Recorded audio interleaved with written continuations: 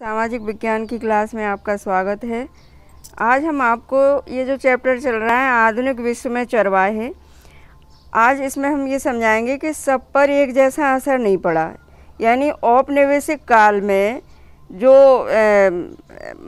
ये जो है चरवाहों पर जो प्रतिबंध लगा दिए गए थे वो ज़्यादा नहीं जा सकते थे दूसरी जगह, तो इन चीज़ों का सब पर एक जैसा असर नहीं पड़ा।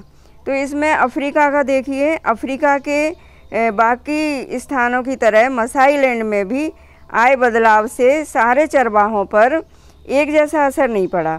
उपनिवेश बनने से पहले मसाई समाज दो सामाजिक श्रेणियों में बटा हुआ था, वरिष्ठ जन यानी पैसे वाले लोग और योद्धा। वरिष्ठ जन ये शासन चलाते थे, समुदाय से जुड़े मामलों पर विचार विमर्श करने और अहम फैसले लेने के लिए वे समय समय पर सभा करते थे। और योद्धाओं में ज़्यादातर नौजवान होते थे जिन्हें मुख्य रूप से लड़ाई लड़ने और कबीले की हिफाजत करने यानी कबीले की सुरक्षा करने के लिए तैयार किया जाता था। वे समुदाय की रक्षा करते थे और दूसरे कबीलों के मवेशी छीन लाते थे, जो है दूसरे कबीलों के मवेशियों को छीन लेते थे। जो जहाँ जानवर ही संपत्ति हो वहाँ हमला करके दूसरों के जानवर छीन लेना एक महत्वपूर्ण काम होता था, क्योंकि यहाँ पे जो चरवाहे हैं इनका जानवर ही संपत्ति है, इनकी संपत्ति जानवर ही है और ये लोग जो है उनकी संपत्ति यानी जानवरों को छीन लेते थे। जहाँ अलग अलग चरवाहा समुदायों की ताकत इन्हीं मामलों से तय होती थी, यानी जो शक्तिशाली होते थे वो दूसरे चरवाहों के मवेशियों को जानवरों को छीन लिया करते थे। और युवाओं को योद्धा वर्ग का हिस्सा तभी माना जाता था जब वे दूसरे समूहों के मवेशियों को छीनकर और युद्ध में बहादुरी का प्रदर्शन करके अपनी मर्दांगनी साबित कर देते थे। यानी ऐसे लोगों को ऐसे योद्धाओं को योद्धा माना जाता था जो दूसरों के मवेशी छीन लाएं और बहादुरी का प्रदर्शन करें। फिर भी वे वरिष्ठ जनों के नीचे रहकर ही काम करते थे। अब देखिए, मसाइयों के मामलों की देखभाल करने के लिए अंग्रेज़ सरकार ने कई ऐसे फैसले लिए जिनसे आने वाले सालों में बहुत गहरे असर पड़े। यानी जो मसाइयों के मामले आते थे सामने, उनकी देखभाल के लिए बहुत सारे फैसले लिए अंग्रेजी सरकार ने। उन्होंने कई मसाई उप समूहों के मुखिया तय कर दिए, मसाई समूहों के मुखिया तय कर दिए और अपने अपने कबीले के सारे मामले निपटाने की जिम्मेदारी उन्हें सौंप दी। इसके बाद उन्होंने हमलों और लड़ाइयों पर पाबंदी लगा दी कि कोई लड़ाई नहीं लड़ेगा, कोई हमले नहीं करेगा एक दूसरे के ऊपर। और इस तरह वरिष्ठ जनों और योद्धाओं दोनों की परंपरागत सत्ता कमज़ोर पड़ गई, क्योंकि ना तो यहाँ पे योद्धा अपनी ताकत दिखा पा रहे हैं और ना ही उनके जो सत्ता वाले हैं वो ताकत दिखा पा रहे हैं।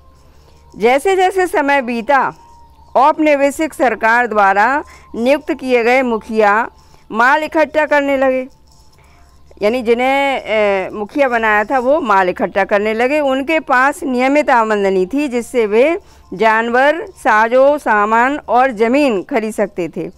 वे अपने गरीब पड़ोसियों को लगान चुकाने के लिए कर्ज पर पैसा भी देते थे, यानी जो गरीब होते थे उनको वो कर्ज पर पैसा भी देते थे।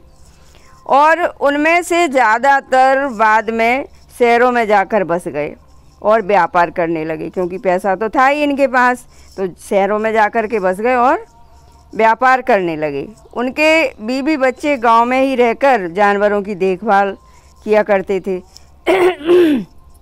उन्हें चरवाही और गैर चरवाही दोनों तरह की आमदनी होने लगी इस तरह से। यानी चरवाही का भी काम कर रहे हैं क्योंकि उनके बच्चे और बीवी जानवरों की देखभाल कर रहे हैं और वो स्वयं जाकर के शहरों में रह कर के व्यापार कर रहे हैं, तो दोहरी आमदनी होने लगी। अगर उनके जानवर किसी वजह से घट जाएं तो वे और जानवर भी खरीद सकते थे। तो इस तरह से उनकी स्थिति और अच्छी हो गई। जो चरवाहे सिर्फ अपने जानवरों के सहारे ज़िंदगी बसर कर रहे थे, उनकी हालत अलग थी। उनके हालात अलग तरह के थे। उनके पास बुरे वक्त का सामना करने के लिए अक्सर साधन नहीं होते थे। युद्ध और अकाल के दौरान उनका सब कुछ खत्म हो जाता था। जैसे युद्ध हो गया या अकाल पड़ गया तो ऐसे समय में उनका सब कुछ खत्म हो जाता था। वो उनकी हालत बहुत ख़राब हो जाती थी। तब उन्हें काम की तलाश में आसपास के शहरों की शरण लेनी पड़ती थी और कोई कच्चा कोयला जलाने का काम करने लगता था तो कोई कुछ और करता था। जिनकी तकदीर ज़्यादा अच्छी थी उन्हें सड़क या भवन निर्माण कार्यों में काम मिल जाता था, यानी सड़क बनाने में या भवन बनाने में। इस तरह मसाई समाज में दो स्तरों पर बदलाव आए। पहला, वरिष्ठ जनों और योद्धाओं के बीच उम्र पर आधारित परंपरागत फ़र्क पूरी तरह खत्म भले ही ना हुआ हो पर बुरी तरह अस्त व्यस्त जरूर हो गया। यानी जो परंपरागत रूप से जो वरिष्ठ जनों और योद्धाओं के बीच जो परंपरागत स्थिति थी वो काफ़ी कम हो गई। दूसरा, अमीर और गरीब चरवाहों के बीच नया भेदभाव शुरू हो गया। यानी जो अमीर थे उनकी और गरीब उनके बीच, दोनों के बीच भेदभाव पैदा हो गया। तो बच्चों, ये चैप्टर आज यहाँ पे पूरा हो गया है। नहीं, इसमें थोड़ा निष्कर्ष और समझ लें।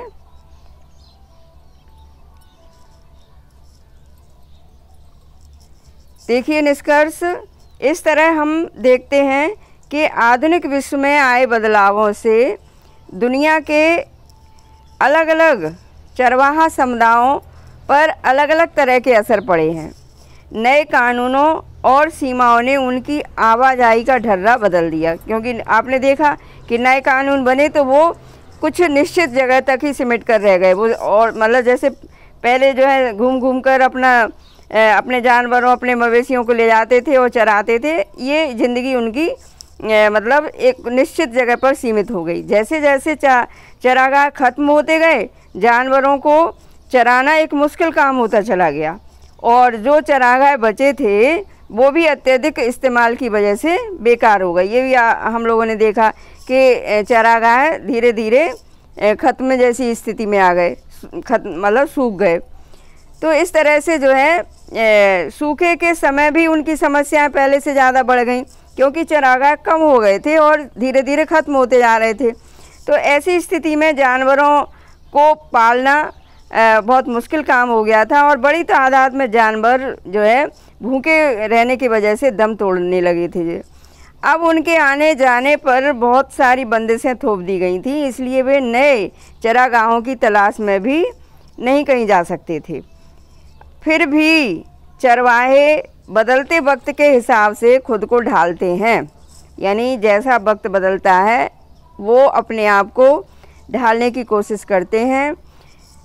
वे अपनी सालाना आवाजाही का रास्ता बदल लेते हैं, जानवरों की संख्या कम कर लेते हैं, नए इलाकों में दाखिल होने के लिए हर संभव लेन देन भी करते हैं जिससे उन्हें नए चरागाहों में जाने का मौका मिल सके, और राहत, रियायत व मदद के लिए सरकार पर राजनीतिक दबाव भी डालने का प्रयास करते हैं। वे उन इलाकों में अपने अधिकारों को बचाए रखने के लिए अपना संघर्ष भी जारी रखते हैं जहां से उन्हें खदेड़ने की कोशिश की जाती है, यानी जहां से उन्हें हटाने की, खदेड़ने की कोशिश की जाती है, वहां पर वो बने रहने के लिए अपने अधिकारों के लिए संघर्ष भी करते हैं और जंगलों के रख रखाव और प्रबंधन में अपना हिस्सा मांगते हैं। तो इस तरह से भाई अपना जीवन जीने के लिए कोई भी हो वो मैं प्रयास तो करेगा ही। तो ऐसी कंडीशन में वो हर संभव प्रयास करते थे। चरवाहे अतीत के अवशेष नहीं हैं, वे ऐसे लोग नहीं हैं जिनके लिए आज की आधुनिक दुनिया में कोई जगह नहीं है। पर्यावरणवादी और अर्थशास्त्र अब इस बात को काफ़ी गंभीरता से मानने लगे हैं कि घुमंतू चरवाहों की जीवन शैली दुनिया के बहुत सारे पहाड़ी और सूखे इलाकों में जीवन यापन के लिए सबसे ज़्यादा उपयुक्त है। कहने का मतलब ये है कि जो पर्यावरणवादी हैं जिससे पर्यावरण का भी नुकसान ना हो। और अर्थशास्त्री इन दो मतलब ऐसे लोगों की सोच ये हो गई है कि ये जो चरवाहा समुदाय है, जो घुमंतू जीवन जीने वाला समुदाय है, इसकी दुनिया भी समाप्त ना हो तो ये कहाँ ज़्यादा सुरक्षित है। इनकी जीवन शैली पहाड़ी क्षेत्रों और सूखे इलाकों में जीवन यापन के लिए ज़्यादा उपयुक्त है। बच्चों, ये अध्याय यहाँ ख़त्म हो गया है। तो इस तरह से आप आज की क्लास यहीं समाप्त होती है। धन्यवाद।